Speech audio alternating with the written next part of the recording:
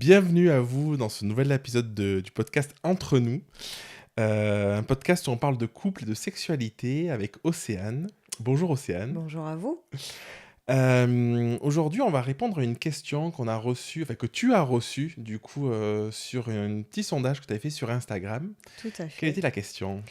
Alors, aujourd'hui, ça va être un épisode particulier. On va parler de la reprise d'une sexualité dans une relation saine après une vie faite de violence et de traumas sexuels. Donc, gros sujet. Euh, donc, pour répondre à cette question, je pense que je vais commencer. Reprendre une sexualité dans une relation saine après une vie faite de violence et de traumas sexuels. Donc, déjà, j'aimerais commencer par dire que des traumatismes sexuels, un traumatisme n'est pas forcément lié à un événement, comme par exemple un viol. On peut être traumatisé sexuellement sans avoir vécu un viol, parce qu'un traumatisme se définit par rapport à ce qu'on ressent d'une situation. Et ça, c'est important de le savoir, parce que parfois, on ne s'autorise pas la souffrance, parce qu'on se dit, j'ai pas été violée, par exemple, ou j'ai pas été maltraitée, ou j'ai Oui, pas il n'est pas arrivé été... quelque chose de grave, quoi. voilà. Ouais. Et donc, on va avoir tendance à minimiser sa souffrance, minimiser sa douleur, parce qu'il n'y a pas l'événement qui va avec, et qui pourrait constituer le traumatisme. Or, le traumatisme est vraiment quelque chose de l'ordre de l'émotionnel, de comment on a ressenti la chose, et est-ce que ces émotions, finalement, ont pu trouver sens? Est-ce qu'elles ont pu trouver expression, libération, une écoute, et est-ce qu'elles ont pu être comprises par la psyché, par le système, par la personne, et s'inscrire dans une histoire, dans un récit autobiographique qui a du sens, justement. Et si c'est pas le cas, en général, ça emmène une forme de traumatisme. Donc ça me semblait important à poser déjà, pour légitimer énormément de personnes souffrantes dans l'espace émotionnel, qui peut être aussi dans l'espace de la sexualité. Hein. Oui, parce que, excuse-moi, mais Vas-y. on peut avoir vécu des choses, je sais pas comment dire, mais qui peuvent de l'extérieur paraître traumatisantes ou douloureuses, et pour autant pas l'avoir perçu comme ça aussi. Ça peut On peut, exister. si on Ouais. a réussi à être Ouais. accompagné, parce qu'après, il y a quand même des événements, effectivement, qui sont de fait marquants. Donc là, l'idée, c'est d'avoir réussi à les accompagner le plus tôt possible et le mieux possible pour pas que ça soit marquant, pour pas que ça soit stagnant, en fait, pour que ça ait pu circuler. Oui, que ce soit Et pas en ce cas-là, ancré voilà, et la figé. personne Ouais. en parle relativement facilement. Mm. Ok. Moi, quand tu m'avais partagé la question, je t'avais dit que je savais pas trop quoi dire sur le sujet parce que c'est pas quelque chose que j'ai vécu, et enfin, je peux dire des choses, mais disons que ce sera que des choses d'une interprétation, d'une perception et tout ça. Et alors que toi, je pense que tu as beaucoup de choses à dire sur le J'aurais sujet. beaucoup de choses à dire. Alors, reprendre une sexualité saine, déjà, qu'est-ce que ça veut dire une sexualité ou une sexualité dans une relation saine, pardon. Hmm.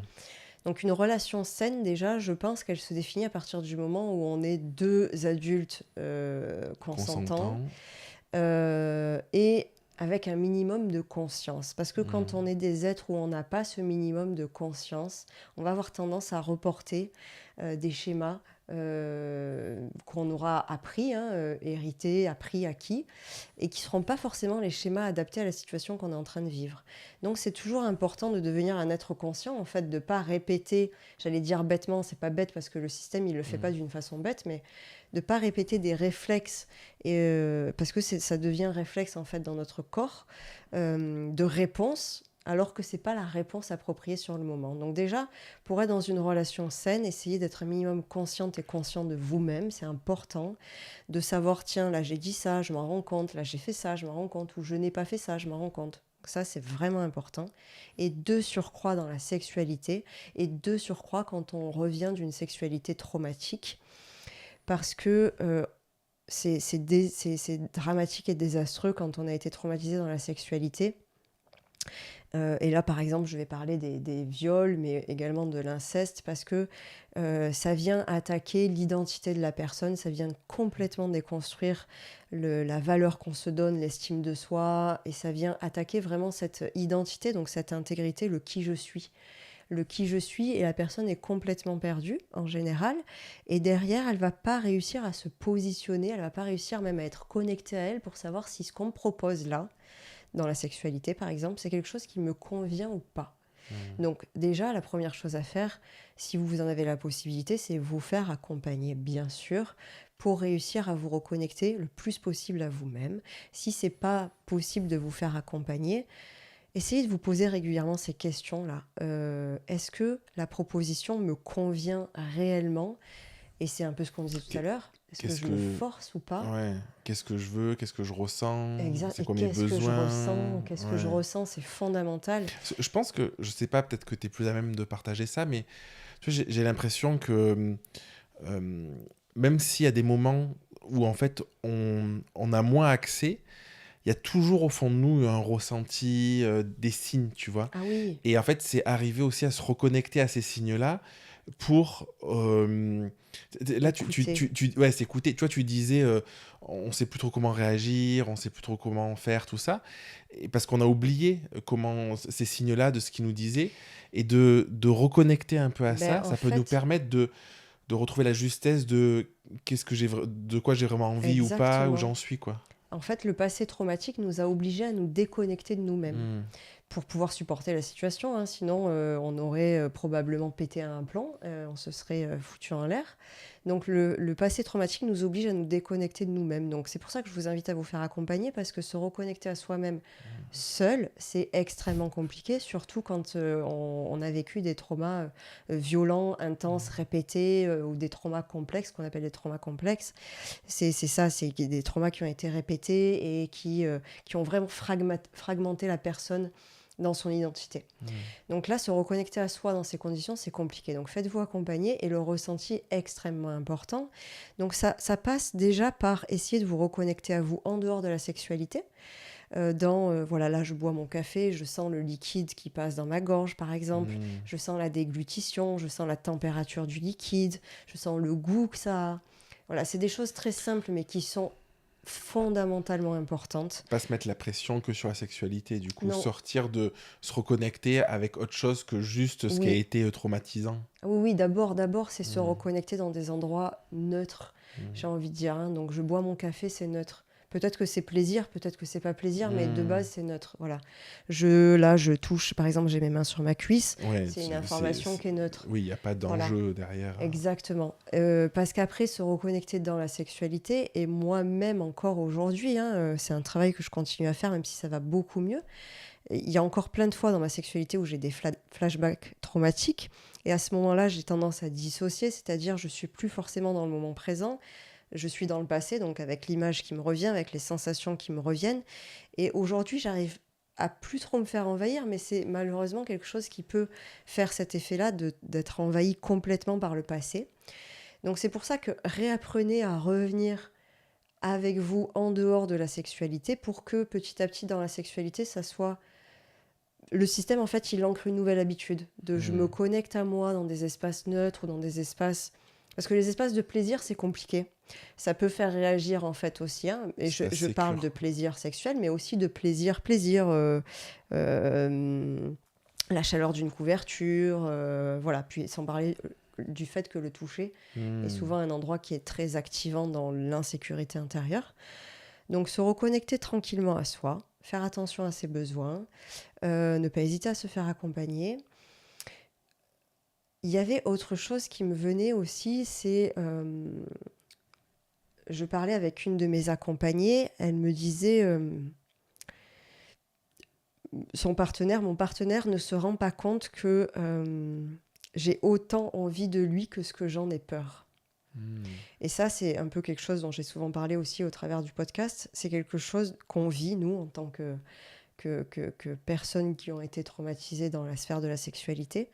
C'est que la sexualité, forcément, c'est un espace traumatique, donc c'est un espace dans lequel il reste de la peur. Donc, et ça peut être la peur, comme je le disais tout à l'heure, quand la relation sexuelle s'espace trop, ça fait de la peur. Ouais. De la peur quand la relation sexuelle, elle arrive, même si c'est du jour au lendemain. Et même pendant la relation, on peut commencer une relation sexuelle, on se sent bien, et d'un coup, un geste, un mot, une odeur, un Ça regard, déclenche. ça déclenche quelque chose. Donc soyez très attentive et attentif à ça.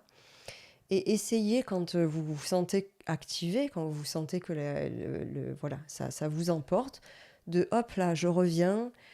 J'essaye même de... vous pouvez vous retirer du lien de la relation sexuelle. Je pense à la pénétration, par exemple. À ce moment-là, retirer la pénétration ou la main de la personne, vous dire, hop, là, j'ai juste besoin de quelques secondes, et posez-le avant la relation sexuelle, au besoin, comme on disait tout à l'heure, posez le cadre. Ouais. Voilà. Dans tout ce que tu dis, c'est ce que j'allais dire. Je pense que du coup, dans un cas comme ça, tu peux pas faire sans l'autre, parce que c'est un Ouais, acte à deux. ouais. Et l'importance de que l'autre connaisse l'histoire, en tout cas ce qu'on peut partager, et ait conscience de ça. Parce que du coup, on peut pas demander à quelqu'un, je pense, une relation saine, si la personne n'a pas toutes les clés. Parce qu'elle risque de pas comprendre aussi qu'est-ce qui se joue, Tout qu'est-ce qu'il y à a fait. derrière, tu vois. Et même quand elle connaît, c'est difficile parce qu'elle connaît jamais tout. Et même nous, on connaît pas tout. On sait Ouais. pas ce qui va Et nous puis la activer. personne, elle est pas thérapeute ni rien. Donc Non. après, elle fait avec ses Mm. traumas aussi et tout.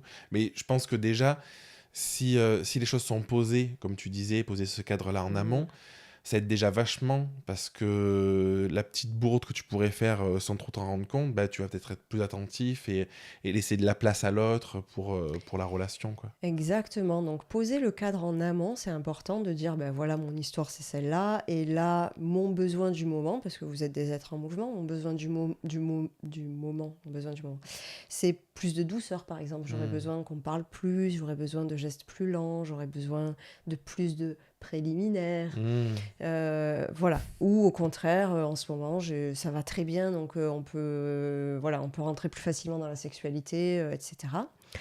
Et si dans la sexualité, donc vous vivez un moment comme ça, n'hésitez pas à prendre un peu de recul, à vous éloigner, à dire, ben là, je prends 1 minute pour revenir à moi.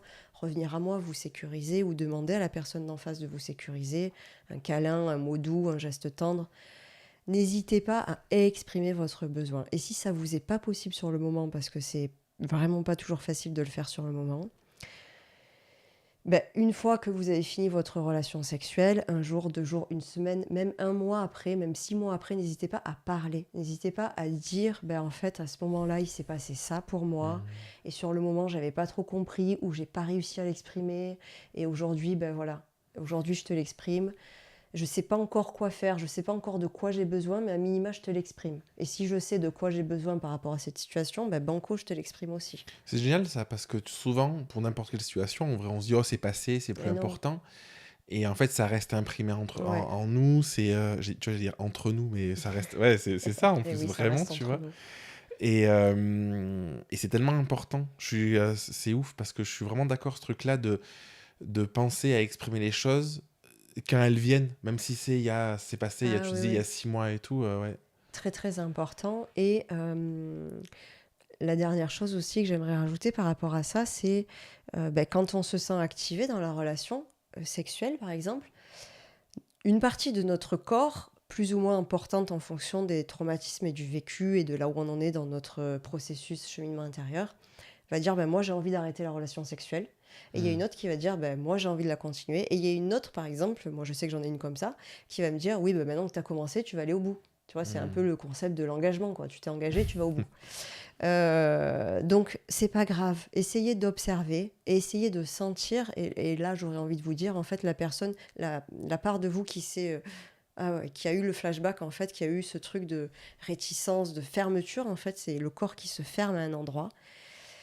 Si vous écoutez les deux autres qui ont envie de continuer à faire l'amour, ou celle qui se dit, bah maintenant t'es obligé, tu vas aller au bout, euh, je vais mettre un mot très difficile, finalement, vous allez continuer à violer, finalement, à abuser de la part de vous qui a ce besoin de protection. Et ça, moi, je sais que je l'ai eu fait pendant des années.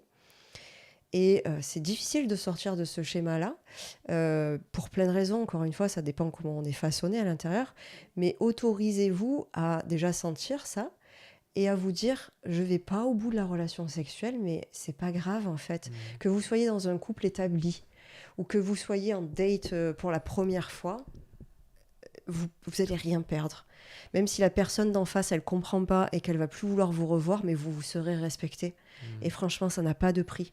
Donc faites-le, n'hésitez pas, vous allez rien perdre, vous allez gagner en intégrité, en sécurité intérieure, en protection, et c'est le fondement de votre bien-être. Trop bien. Mm. Merci de partager tout ça. Bon, moi, je suis pas trop intervenu, Mais c'est beau. En fait, ça rejoint beaucoup de choses que tu partages, qu'on partage dans le podcast, de l'écoute de soi, l'écoute de ses besoins, Oui, le consentement envers les autres et envers soi-même finalement. Parce qu'on parle beaucoup du consentement à l'extérieur, mais aussi envers soi. envers soi, de l'écoute, une écoute active de qu'est-ce qu'on ressent, de qu'est-ce qu'on a besoin. Il y a beaucoup la notion de respect aussi, Oui, de respect de soi, tu vois. Parce qu'en fait, il y a ce truc quand tu as dit c'est pas grave, vous perdrez rien, et puis la personne, un date ou quoi, elle partira. Parfois, on se dit, on a d'autres blessures mm, couplées à ça, et on se dit, ben, je vais être mal vu, ou je mm, vais être mal aimé, ou je sais pas quoi. Et du coup, on s'impose de faire des choses dans une posture parce qu'on n'ose pas faire autrement. Et d'avoir ce respect pour soi et de se dire, ok, ben en fait, j'accepte. Parce que au même moment où on se choisit soi, on dit non à exactement. quelqu'un Mais d'autre. oui, Et du coup, c'est violent. Si on a du mal à dire non à l'extérieur, mais oui. quelles que soient les problématiques qu'on a, mais du coup, c'est un peu violent. Mais c'est tellement important parce qu'en fait, quand on a réussi à le faire une fois, je trouve que ça déclenche un Oui. truc où c'est de plus en plus facile de le répéter. Et c'est là où on sort du La processus première fois est toujours la négatif, plus quoi. compliquée. C'est pour ça que ne pas hésiter à y aller step by step, parce que moi-même, hein, j'arrivais pas à couper dans la relation sexuelle, alors même que je savais que mon homme, il était amoureux, qu'il resterait. Mais c'était plus fort que moi, ce Hmm. schéma de me dire, il va moins m'aimer, je vais le Ouais. décevoir, je vais, quelque part, je vais abîmer le lien. Et je Hmm. pouvais pas abîmer le lien, parce que dans mon système, c'est vital le lien, ça l'est pour tous, hein, tous et toutes. Mais vraiment, pour moi, c'était hyper important par rapport au lien d'attachement Hmm. qu'on a vu dans le précédent épisode. Donc c'était plus fort que ce besoin-là était plus fort que le besoin d'arrêter la relation sexuelle pour Hmm. me préserver. Et à partir du moment où j'ai commencé à m'aimer, à me respecter, à me mettre en lien avec mes besoins, j'ai commencé à pacifier mon système intérieur. Et là, j'ai pu accéder à la part de moi qui se sentait abusée et violée. Je Hmm. remets ce mot à chaque fois que je continuais, alors que j'avais été activée quelque part dans la relation. Ou que dont j'avais. Aujourd'hui, j'ai plus forcément besoin d'arrêter la relation, mais en tout cas, de temporiser. Et même parfois juste de sentir que c'est bon, c'est là, ça passe, mais je m'auto-rassure, tout va bien, t'es là avec Karim, ici et maintenant, t'es Hmm. là aujourd'hui, t'es en sécurité en fait, et il n'y a pas de... Même si mon corps, il a encore des réviviscences traumatiques, d'être en capacité intérieure de se rassurer et de pas se laisser aller à une crise d'angoisse d'un coup, ou des crises de spasmo. Moi, je sais que j'ai beaucoup fait ça. Voilà, et pas hésiter à temporiser, à prendre le temps à y revenir ou pas revenir. Hein, Hmm. voilà, se respecter profondément, c'est très important. Merci de partager tout ça. Ben, merci d'avoir posé ce sujet-là.